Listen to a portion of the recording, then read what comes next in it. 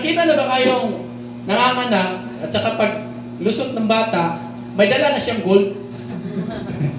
May dala na siyang house and lot? Wala naman, di ba? Wala. Everything in this world, wala pong atin. Meron man tayong natanggap, pero galing sa Diyos. Kasi kung walang kalakasan na gagaling sa Diyos, walang favor, blessing galing sa Diyos, wala tayo eh. Amen? Kaya nga, we should walk in love with others. Kung anong meron tayo, katamtaman man, o maraming blessing biyaya, huwag mong ipagkait kaibigan, kapatid. Itulong mo na, ibigay mo na sa iba. Kasi nga, we believe what the Bible says about the principles of sowing and reaping. It doesn't mean that we're expecting a return from them, but we're expecting a return reward from God. What you reap, what you sow. Kung anong tinatanim natin, kabutihan, kagandahang loob, may babalik yan ng Diyos. Gagamit lang ang Diyos ng tao. Ay minsan, nakaligtaan natin, nakalimutan natin, mas pinapahalagahan at pinopromote at binigyang recognition pa natin yung binigyan kaysa nagbibigay. Are you getting my point, church? Nakalimutan natin na ang Diyos ang lahat ng credits. Lahat ng recognition sa Diyos. Amen. Kaya nga, kung anong meron tayo, we must share. We must learn to share. Ako po'y nagagalak at natutuwa sa mga tao talagang merong kind heart. Yung puso mapagbigay ba? Puso mo nawain. Kahit hindi man karami yung material na blessings na natatanggap, ngunit mas malaki pa ang kanyang puso sa pagtulong, pag-intindi sa kapwa. Amen? And I'm so blessed. I experience it personally in my life. And I'm really thankful to all the people who helped us. Meron talagang puso na totoo na tumulong. Kaya nga, walk in love with others. Yan po na the greatest investment in this world. Yung investment natin sa bangko, kahit sa damakmak pa yung mga millions dyan, libo-libo, hindi po natin madadala yan eh. Amen? Siguro, that's for our insurance in this world, na tayo po hindi po magkikahos sa ating pangangailangan. Pero sabi ng Biblia, klarong-klaro. Don't worry about anything. Hindi nga nag-worry ang mga langgam, yung mga ibon dyan na lumilipad. Pero merong nag-aaruga yan sa ang ating Panginoong Diyos. Di ba? Don't worry about your clothes, about what you eat, ano kakainin, ano susuotin. Sabi ng Biblia, huwag kang mababalisan yun. Simple-simple lang eh. Wala akong masusuot na yung mga pang talaga, pang bigatin. Masalamat tayo. Marunong tayong tumulong sa iba. Amen. Kung anong meron tayo. Walk in love with others. So that's a thing that we can diligently walk with God in these last days. So first, love the Lord with all your heart, soul, and strength. Then second, walk in love with others. Then second to the last, third thing, we should think of and live for eternity. Dapat laging nasa isip natin, dapat laging goal natin, focus natin, we should think of and live for eternity. Hindi po yung temporal. Kasi nga, it's sad to hear, sa mundong ito, mas pinapaboran at pinapalagahan ang mga bagay na temporal kaysa eternal. Or, mas pinapaboran ang mga material kaysa spiritual. Amen. you won't live for eternity in this earth as it at present. Sabi po ng Biblia, Hebrews 9:27, each person is destined to die once, and after that comes judgment. Hello. As I've said, meron po tayong limitasyon sa mundo ito. Even resources, even our life, meron po limitasyon. That's why we should think of, focus, and live for eternity. So, ibig sabihin, set your minds, set your life, set your goals on the things above. Yung mga bagay na espiritual, yung mga bagay na makadiyos, yung mga bagay na talagang nasa kalooban ng Diyos. Doon po tayo makapokus. Amen. Huwag po sa sarili nating desisyon. Huwag po sa sarili nating mga dreams in life. Kaya minsan lagi tayong nag-dream, hindi natin nakakagising sa dreams natin. Hindi natin nakakamulat. Hello? Kasi minsan, hindi po ito naka-in line with God's purpose. Kasi nga, hindi po for eternity. Temporal lamang. So as you interact with this world each day, don't be assimilated into worldly system. Hello? Don't be assimilated into worldly system. Huwag po tayong padadala o kumukonform o compromise sa standard sa mundong ito. Lalo na sa prinsipyo. Dapat i-check po natin yung prinsipyo po ba natin, ito po ay spiritual, ito po ba ay biblical, o ito po ba ay pangmundo? O pang human wisdom o human principle lamang. Importante po yun. Amen. So hold loosely the things of this world and hold tightly to the word of life. Are you hearing, church? Amen. Hold loosely to the things of this world and hold tightly to the word of life. Cling tightly in your faith in Christ. Dapat doon po tayo mag-hold sa ating pananampalataya sa Diyos. Huwag po tayo mag-hold sa worldly system kasi po, contaminated na po ang mundo. Marami ng mga naisabatas o naisulong na mga bill sa kongreso na hindi po naaayon sa Biblia. At gusto nila na sasang-ayunan sa mundong ito na hindi naman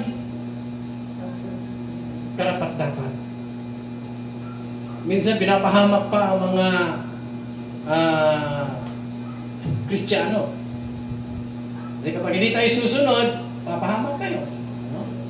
So that's the time, no? In these last days, na tayong mga mananampalataya, tayong mga believers, Christians, we should set our hearts on things above. Dapat isulong po natin yung mga bagay na kalooban ng Diyos. Hindi po tayo magpa-assimilate sa worldly system in this world. In Colossians chapter 3 verse 1, it says, set your mind on things above, not on things on this earth. So there's a difference. Meron talagang different situation and different scenario. Makikita natin sa mindset ng tao. Saan po naka-mindset yung isip natin? Sa mundo o sa Diyos? There's a difference between those who set their minds on what is in heaven and those who set their minds on what is on earth. On earth, gusto natin na hindi tayo malipasan ng gutom. Tama? Pero kung spiritual, ayaw natin na makaligtaan natin magbabasa ng Biblia sa salita ng Diyos. Hindi man natin nagawa. Pero malipasan ng gutom, kain, pisikal, wag natin na makaligtaan. Kasi nga, delikado, magutuman, magwawala. Naghahanap pa nga ng mga anli. Pizza. Anli rice, anli paris. No, overload. No? Pizza. Di ba? Hindi naman masama na, kasi nga, part of our physical life na kailangan talaga natin na alagaan yung ating sarili. Pero kung nakaligtaan naman natin yung pinakamahalagang bagay, which is spiritual or things on above, salita ng Diyos, pakikinig salita ng Diyos, pag-meditate salita ng Diyos, pananalangin, communication sa Diyos, at ating communication, nakaligtaan natin. Hindi na po naka-align. No? We are out of trouble. We are in trouble rather. No? Ano na po tayo sa nagkabuhol-buhol na po ating mga scheduling. O yung ano natin, yung pag-set ng ating mga schedules. Amen. Hallelujah. So, for all in this world, the lust of the flesh, come on, listen to this. In 1 John chapter 2, verse 15 to 17, do not love the world and the things of the world. Huwag nating ibigin o mahalin ang sa mga kung anong bagay-bagay sa mundong ito. If anyone, come on, listen to this. If anyone loves the world, the love of the Father is not in him. Klaro-klaro po yan. Kung tayo na mas nabibighani sa mundong ito, ay nakalimutan naman natin ang Diyos na nagbibigay sa atin. Come on. Ang sabi, the love of the Father is not in Him. For all that is in the world, come on, listen to this. The lust of the flesh, the lust of the eyes, and the pride of life is not of the Father, but is of the world. No. Yan po ang mga warnings ng Diyos sa atin sa mundong ito in these last days. The lust of the flesh, yung ating craving for sa pita at laman, no? Makamundong bagay, yung pagiging immoral natin, nawala na yung morality natin. Kaya mayroong programa sa gobyerno, sa Christian world na moral recovery program kasi nga sirang-sira na ang moralidad sa komunidad, lalo na sa mga kabataan ngayon. No, naririnig na lang natin ang merong patayan, merong bangayan sa mga gangsters na mga kabataan, mga murang edad pa, elementary pa. Nasa mga grupo-grupo na, no? Diba? It's sad to hear, lalo na sa mga parents na nagkakaganyan ang mga anak. Involved na sa conflicts, involved na sa pagiging dahas sa komunidad. Pabigat. Kaya nga, we should always aware of this. The lust of the flesh, the lust of the eyes, and the pride of life. Itong pride. Lagi nating mapagmataas, no? Sa buhay. Hindi tayo marunong magpakumbaba sa kapwa.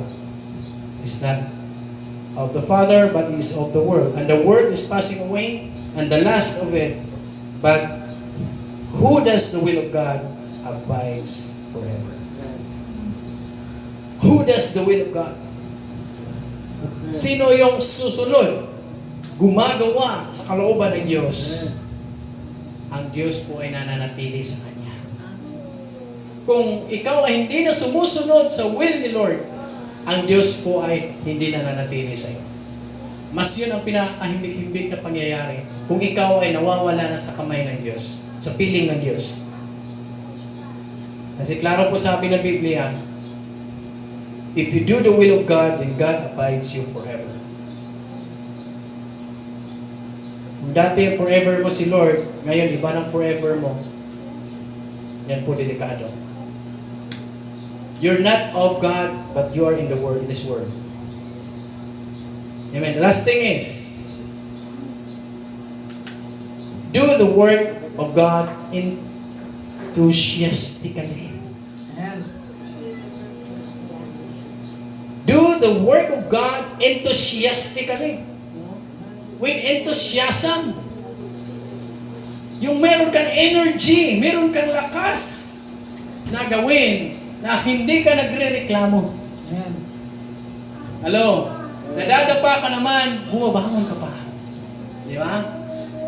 Naghihirap ka man, pero patuloy pa rin. Kasi nga, merong enthusiasm. Failure ka ngayon, pero bumabangon ka. Bangon ulit. Subok ulit. Patuloy. Learn from your mistakes. Repent from your sin. Turn back to God. Do the work of God. With enthusiastically. Hindi yung gumagawa tayo Kristiyano sa pangalan, pero malayo naman nating puso sa Lord. Puro naman reklamo sa puso natin. Ano ba yan? Ano ba yung liit ng church? Ano ba yan? Ang daming problema sa church, daming pasaway. Wala ka ng enthusiasm. Meaning, in short, wala ka ng love. Passion for God. For God's ministry. God's work. Kaya, bantayan. Kaya bantayan po natin yung ating puso. Sana nakaset yung puso natin. Wala na ba tayong passion to help the ministry, to help people, to help sa gawain ng Diyos? Watch out. Mas busy tayo sa mga bagay-bagay at wala na tayong panahon para sa Diyos. Watch out. Delikado. Your life is in trouble. Your life is messed up. Hello? Kaya nga, do the work of God enthusiastically. Because the day can be one's last day on earth. And doesn't mean one should be idle, expecting death or the rapture. Baka sa iglap mata natin, rapture na. Yung iba, nawawala na. Ikaw na lang naiiwan. Hello? Huwag mong antayin. In these last days, biglaan. Hindi po natin alam. Mismo nga, ang anak ng Diyos, hindi niya alam kailan babalik. Kailan siya ipapabalik ng Ama. Ito sa mundo ito. Only the Father knows. Amen? Marami mga nagsidatingang mga false prophet, false pastors, false teachers na magsasabi na siya ang Mesias, siya ang Kristo. Sa Davao, merong mahangkin na siya ang Kristo, siya ang may-ari ng mundo. No? Kaya kung hindi ka alert, hindi ka founded sa Word of God, malilinlang ka. Di ba? Mga maling katuruan na hindi kalooban sa salita ng Diyos. Kalooban ng Diyos. Kaya watch out in these last days. Dapat gagawa tayo ng mga bagay. We do the work of God enthusiastically. With enthusiasm. Because the days are evil. Kung hindi po natin gagawin ang mga bagay na pinapagawa ng Diyos na puno ng out of passion, out of love, no? Out of enthusiasm, no? Walang mangyayari sa buhay natin. Para lang tayong mga plastic. No? Para lang tayong mga maskara sa mundo ito. Kung hindi man natin tutuhanin ang lahat ng bagay na ginagawa natin. Hello? Are you hearing, church? Amen. So that's why the Bible keeps reminding us that we should do the work of God enthusiastically. In Romans chapter 12, verse 11, never be lazy in your work. Secularly and spiritually, being lazy is not good. Being lazy it's a sin. An idle person. Yung taong nagbisi-bisihan, sabi maraming ginagawa, pagod, pero wala namang achievements, wala namang accomplishment. Hindi naman productive. That's not a business. Hello? Palalaan mo katabi para ikaw ang topic ni Pastor. Never be lazy in your work, but serve the Lord enthusiastically. Romans 12:11, sabi po ng Biblia. Hindi po ko nagsabi. Ha? Nagre-remind na po ako sa sarili ko at sa bawat isa sa atin sa mensaheng ito. Kasi minsan talaga, darating ang panahon na tayo tupakin. Kasali na po yung pagiging laziness natin. Yung pagiging tamad ba? Tamad mag-aral sa salita ng Diyos, tamad mag-meditate sa salita ng Diyos, tamad makikinig sa salita ng Diyos, tamad manalangin. Puro katamaran. Ideal Christian. Delikado. Kaya palalahanan mo yung nasa harap mo, watch out. Hello? Ako po'y naniwala, wala po dito. Sa church siguro. Wala doon na. Palapakan natin si Lord. Hallelujah. Huwag na tayo magmamaninis. Lahat po tayo sa pool nito. So one major thing you must not neglect is soul winning. Hello? Soul winning. Hindi yung lagi tayong pinapakain ni pastor, lagi tayong dinidisciple, lagi tayong nag-leadership training. Pinapakain lang tayo niyan. Dapat tayo naman ang magpapakain. Amen. Meaning, marunong tayong mag-soul win, marunong tayong mag-preach, marunong tayong mag-share ng gospel sa iba. Alo, huwag natin antayin na si pastor pa ang mag-share sa iyong kapatid, sa iyong mga loved ones, relatives, o sa iyong friends. Huwag mo na antayin. Ikaw, that's your mission. Hello? Bawat isa sa atin accountable po sa harapan ng Diyos sa mga taong nakasalamuhan natin. Kung hindi po natin ginagampanan ang pagiging ambasador o pagiging soul winner bilang isang Kristiyano, we are accountable for their blood. Lalo na yung kachismis mo, kamaritis mo, hindi mo nasabihan na sa Ebanghelyo ni Kristo, sa the love of Christ, no? About salvation, about the truth, sa katotohanan sa salita ng Diyos, hindi mo yung nasabihan, you are accountable sa mga tao nyo. Amen. Hallelujah. At lalo na, you are accountable kung ikaw ay nagiging stumble sa kanila. Hello? Kasi nga, mas maiging mag-soul win yung kung anong buhay na nakikita natin. Hindi na sila, kahit hindi mo na sabihan eh. Kahit hindi mo na sabihan na God loves you, magbago ka na, ikaw naman, hindi naman nagbago, wala nang pagbabago, wala nang transformation sa buhay mo mismo. Umiinom ka pa rin, nagsusugal ka pa rin, nabababae ka pa rin, tumitingin ka pa rin, nag-watch pa rin ng mga pornographic videos, mga mamalalaswa, nangangabit. Di ba? Hello? We are not blessing to them, but we are a stumbling block to them, and we are accountable to God. Hello? We should be a good example. Work with God enthusiastically. Amen. So don't be engrossed in the affairs of life that you don't get involved in the kingdom service, especially soul winning. That is the Great Commission. Ano yung pinaka-commission natin? Hindi yung mabibusiness tayo, malaking komisyon. Ang pinaka-commission natin, magsusoul win. Yung sabihan natin, hindi tayo nahihiya, hindi tayo natatakot. Sabihan yung mga tao na kasalamuhan natin, mga friends natin, even our enemies. Patawarin natin at sabihan sa gospel that Jesus loves them. That's our great commission in this world. Wala na pong iba.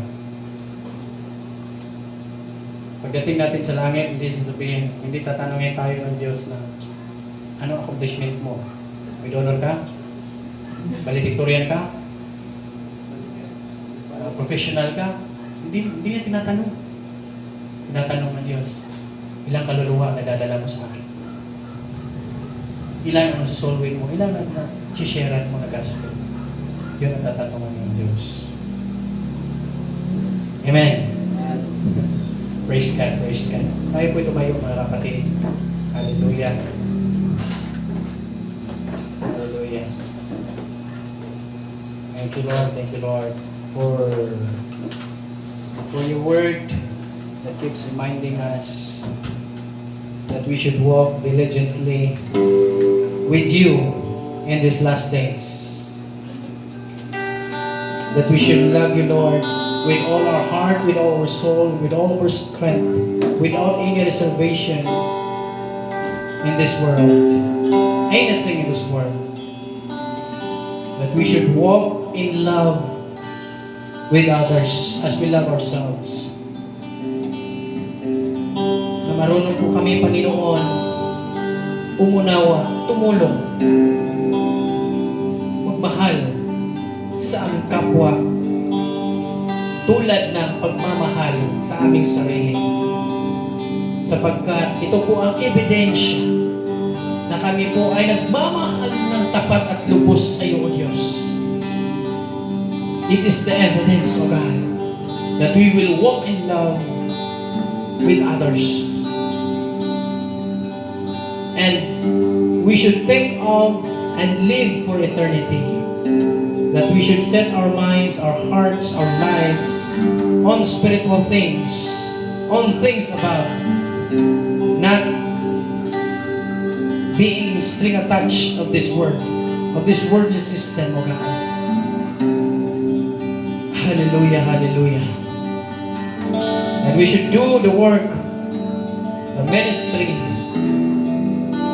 in your kingdom with enthusiastically, full of enthusiasm, full of energy, full of passion, full of love, O God. Na wala pong halong kaplastikan at maskara. That without any expecting in return for recognition, because glory belongs to you alone, O God, not to us. Because it is not all about us, but it's all about you, God. It's all about you, Lord. Thank you, Lord God, for all the reminders and warnings sa umagang ito. That we should live in this world, that we will be a blessing to anyone or to someone, that we will not be a stumbling block to them, that our lives is like a salt and the light of this world, O God. That we will keep on shining, O God. That Christ will reveal in our lives. That there will be transformation within in our lives, O God. Hallelujah. Thank you, Lord. Thank you, Lord. Thank you, Lord, for your word. Thank you, Jesus. Heavenly Father, this is my prayer to each and every one. Lahat ng mga bagay namin napakinggan ngayon, ito po ay magrerema sa aming mga buhay. Ito po ay aming maisa pamumuhay. Ito po ay aming malakaran, Panginoon, sa kapanahunan ngayon. That we will keep following you, obeying you these last days. We give you all the praise, honor, adoration. In Jesus' mighty name we pray. And all the people of God will say, Amen and Amen. Lapakan ko natin ang Diyos. Hallelujah.